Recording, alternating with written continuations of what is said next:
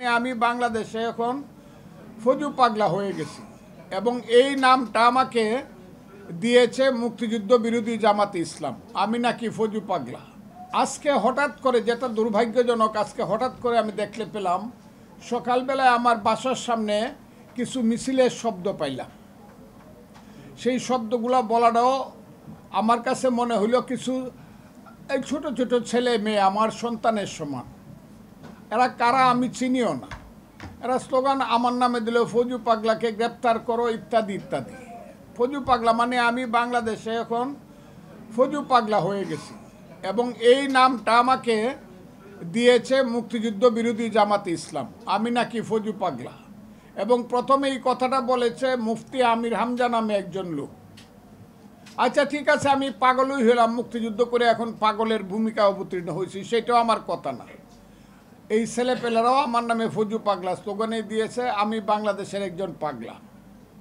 কিন্তু সবচেয়ে বড় কথা হইল তারা আমাকে হত্যা করতে চায়, তা আমাকে মারতে চায়। তারা আমার বাসার সামনে যেভাবে গিয়ে মব সৃষ্টি করেছে, আমি দেখছি গত এক বছর যাবৎ 5ই আগস্টের পর থেকে আমাদের কিছু সন্তান মব সৃষ্টি করে তাদের দাবি দাওয়া বলেন আর যাই বলেন তা আদায় করতে চায়, এবং এটা আপনারা ভালোভাবেই জানেন। কিন্তু আমার মতো একজন সিনিয়র মানুষ যে দেশটার জন্য যুদ্ধ করেছি, আমি যুদ্ধ না করলে বা মুক্তিযোদ্ধারা যুদ্ধ না করলে এই সন্তানেরা তো বাংলাদেশের সন্তান হইতো না, এরা হয়তো পাকিস্তানের সন্তান। কাজে আমাদেরকে হত্যা করা বা আমাদের নামে বিশ্রী স্লোগান দেওয়া বা আমি একটা বাসা বাড়িতে থাকি, সেটা হলো ভাড়া বাসা। এটা আমার নিজের কোনো বাসা না। আমি ওই সেগুন বাগিচা কনকর্ড টাওয়ারে আমি ভাড়া থাকি, সেটা ভাড়া বাসা। এখন আমি মনে করতেছি যে আমি যে ভাড়া বাসায় আছি, যেভাবে গিয়ে আমার সাথে মব সৃষ্টি করা হয়েছে, আমি বাসায় আমাকে থাকতে দিবে কিনা। প্রথম আমার অনিশ্চিত অবস্থা, কারণ মালিক বলতে পারে ভাই আপনাকে বাসা ভাড়া দিলে আমার বাড়িঘর পুড়িয়ে ফেলবে ভাঙে, যেটা করতেছে মব। 2 হইল আমি আমার জীবন নিয়ে চিন্তিত যতটা, তার চেয়ে আমার স্ত্রী আজকে দেখেন আপনি বসে আছে, আমার সন্তানরা ওখানে থাকে। আমার ছোট সন্তান ব্যারিস্টার, আমার আরও 2 সন্তান আছে। এক সন্তান উত্তরাতে থাকে, বড় ছেলে, মেজর ছেলে আছে, সেও চাকরি করে। আমি আজকে বলতে চাই তারা এই 2 সন্তান আমার সাথে থাকে, তাদের তো কোনো অপরাধ নাই। এবং একজনের বাসা পর্যন্ত কি মব সৃষ্টি করা যেটা বাংলাদেশে হইতেছে, এটা কি আপনারা ন্যায় ভিত্তিক মনে করেন কিনা বা ন্যায্য মনে করেন কিনা। আমি আমার জীবন, আমি কোনো ভয় করি না, যে আমার মৃত্যুকে আমি কোনো দিন ভয় করি না, কিন্তু অপমৃত্যু আমার কাছে সবচেয়ে বেশি লজ্জাজনক।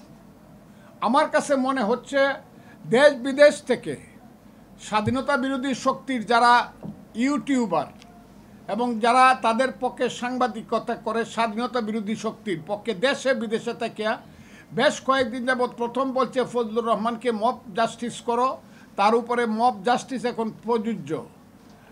আর ফ্রান্স থেকে 2 জন সাংবাদিক বলছে তাকে হত্যা করাই দরকার। আর কালকে সর্বশেষ পরশু রাত্রে দেখলাম, আমি নামটা আমার, সেও জামাতের একজন ইউটিউবার, সে আমাকে বলছে যে ফজলু পাগলাকে জবাই করেই হত্যা করতে হবে।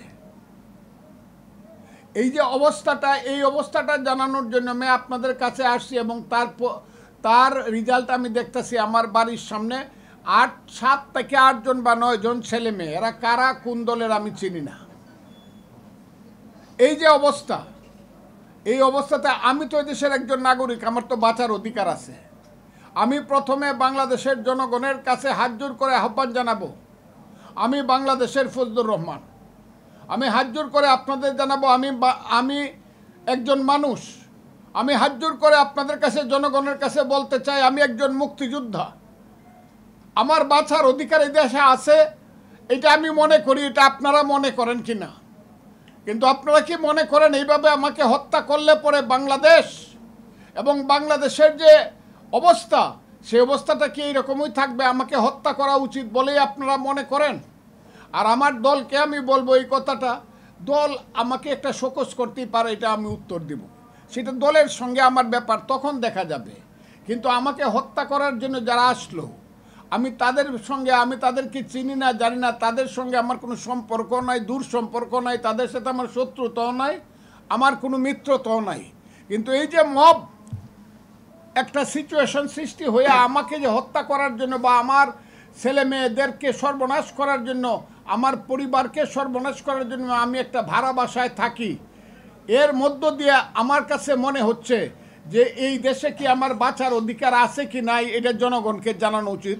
আমি বাংলাদেশের জনগণকে আমি আবারও প্রশ্ন করতে চাই, এই দেশে আমার বাঁচার অধিকার আছে কি না। আমি এদেশের আইন শৃঙ্খলা বাহিনী, যদিও আমি দেখেছি আইন শৃঙ্খলা বাহিনীর সঙ্গে আমার স্ত্রী যোগাযোগ করার সঙ্গে সঙ্গে পুলিশ এসেছে, আমি তাদেরকে তারা তাদের দায়িত্ব পালন করেছে, এবং আমি শুনেছি আর্মিও এসেছে, আমি তাদেরকে ধন্যবাদ জানাই।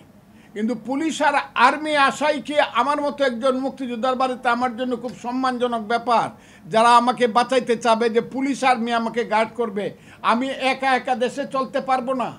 আমি শান্তিপূর্ণভাবে আমার জীবন নিয়ে, হ্যাঁ আমার যদি অপরাধ হয়, ছেলেরা যদি মনে করে তাদের বিরুদ্ধে আমি কোনো কথা বলছি, আমি কোনো অপরাধ করছি, তা আমার বিরুদ্ধে তারা কেস করুক, মামলা করে আমাকে, যদি আমি অপরাধ সেই ধরনের অপরাধ করে থাকি যেটা হলো বেইলেবল সেকশন না, আমাকে তারা জেলখানায় পাঠিয়ে দেয়।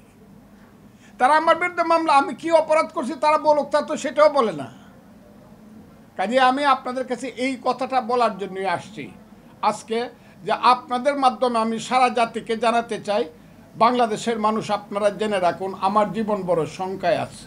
আমি ফজলুর রহমান, আমি দেশকে ভালোবাসি, আমি মুক্তিযুদ্ধকে ভালোবাসি, আমি দেশের মানুষকে ভালোবাসি। বিশেষ করে আমার যে এলাকা ইটনা মিটামন অষ্টগ্রামের মানুষ, কালকের থেকে বোধহয় ওখানে নাওয়া খাওয়া মানুষের বন্ধ। ইটনা অষ্টগ্রাম মিটামনের মানুষ, আমি কথাটা যেখান থেকে আমি নির্বাচনী এলাকা, সেখানের মানুষ নিস্তব্ধ হয়ে গেছে। কাজে আমি তাদের প্রতিও সহানুভূতি জানায় বলতেছি, আপনারা এই কথাগুলো, আমার কথাগুলো সারা বাংলাদেশে প্রচার করে, আমি একজন মানুষ, আমার অধিকার আছে, fundamental rights according to the constitution of Bangladesh, এই দেশে আমার বেঁচে থাকার অধিকার আছে, সেইটা আপনারা নিশ্চিত করার জন্য আপনাদের সাংবাদিক জগতের যে শক্তি আছে সেই শক্তিটা দয়া করে আপনারা প্রয়োগ করুন। এই কথাটা বলার জন্য আমি আজকে আপনাদেরকে